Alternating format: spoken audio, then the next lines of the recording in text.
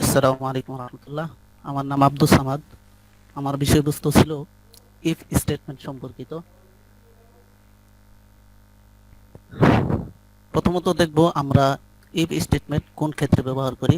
আমরা সাধারণত কোনো কন্ডিশনের উপর বেস করে কোনো অ্যাকশন ঘটাতে যখন চাই তখন আমরা ইফ স্টেটমেন্ট ব্যবহার করি।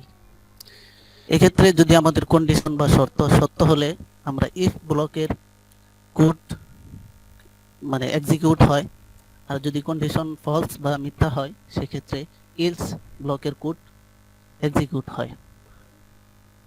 যেমন আমরা বা ফেসবুকে আমরা যখন ফেসবুকের পোস্ট বা আমরা ফেসবুকের মাধ্যমে মেসেঞ্জারে কমিউনিকেশন করতে চাই তখন সেক্ষেত্রে আমাদের জন্য রেজিস্ট্রেশন করে লগ ইন করতে হয়। ফেসবুক কোম্পানির পক্ষ থেকে এটা কন্ডিশন দিয়ে দেওয়া হয়েছে। কোনো ওয়েবসাইটকে জীবন্ত, আকর্ষণীয় ও ডাইনামিক করতে অবশ্যই কন্ডিশনাল স্টেটমেন্ট সম্পর্কে ভালো ধারণা থাকতে হবে। দ্বিতীয় বিষয়টি হচ্ছে ইফ স্টেটমেন্ট সাধারণত তিন ধরনের হয়ে থাকে। এক্ষেত্রে প্রথমত ইফ স্টেটমেন্ট, দুই নম্বর হচ্ছে ইফ এলস স্টেটমেন্ট, তিন নম্বর হচ্ছে if else else if statement. তো আমরা প্রথমে এগুলার সিনট্যাক্স দেখে নিতে পারি।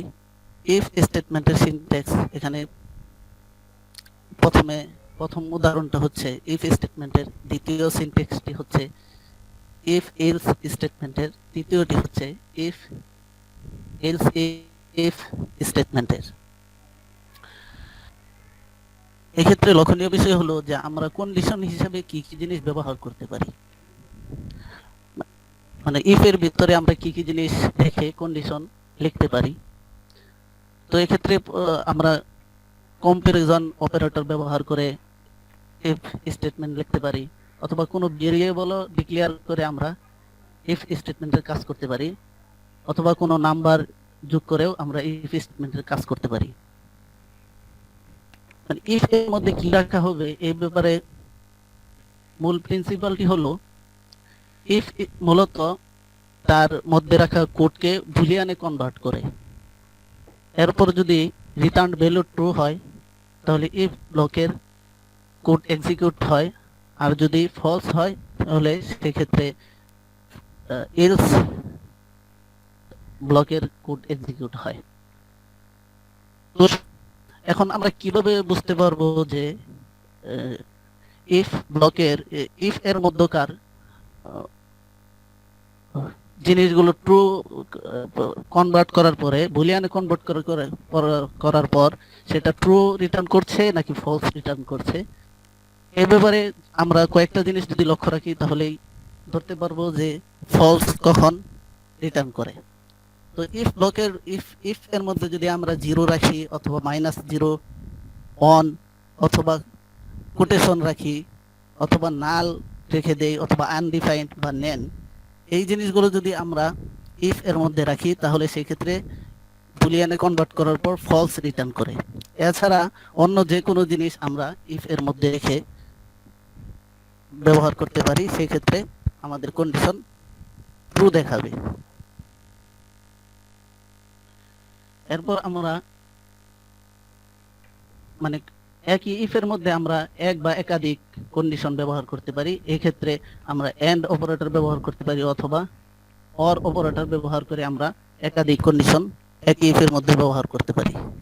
এখানে উদাহরণের মধ্যে একটি দেওয়া হলো আর কি। এরপর দ্বিতীয় বিষয়টা হলো নেস্টেড ইফ এলস স্টেটমেন্ট, অর্থাৎ আমরা ইফ এর মধ্যে ইফ এবং তার মধ্যে ইফ, এভাবে এক ইফ এর মধ্যে আরেক ইফ ব্যবহার করেও আমরা কন্ডিশন তৈরি করতে পারি। এখানে উদাহরণের মধ্যে একটি কোড দেওয়া হলো, যেখানে প্রথম ইফ এর মধ্যে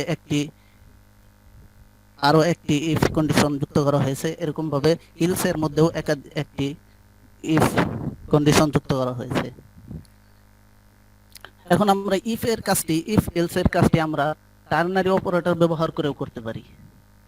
যেরকম ভাবে ইফ কোনো কন্ডিশনের উপর বেস করে কোনো অ্যাকশন ঘটাতে পারি, ঠিক একই কাজ আমরা টার্নারি অপারেটর ব্যবহার করে আমরা এই একই কাজটি করতে পারি।